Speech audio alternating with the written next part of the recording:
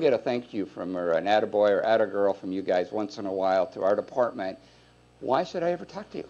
Because you whine about everything. I need you to keep track. We need to have 3 positives for every whine. That gives you permission. And if you say you're doing a good job, then when you complain about something, we're going to be on it because we know if we fix it, we're going to get another thank you. And so I've even set it up with some of the advocacy groups. We keep track, and it's amazing. I mean, we're all just human. I mean, quite often I think people look at big institutions as big and bad, and not realizing they're made up of people. People are the same, whether in the public sector, the private sector, the private not-profit sector, education.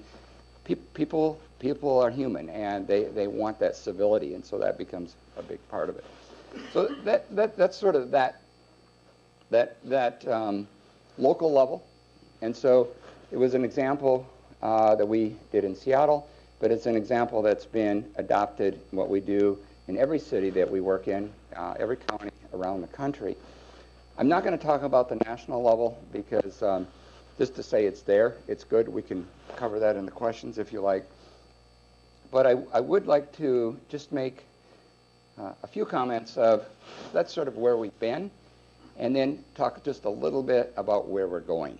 Because to me, that's what's important. It's one thing to say, okay, here's some history of where we've been, but we can't just look to the past and repeat it and say, okay, that's going to be the future. So I just like to touch on a few emerging trends, sort of where do we go from here.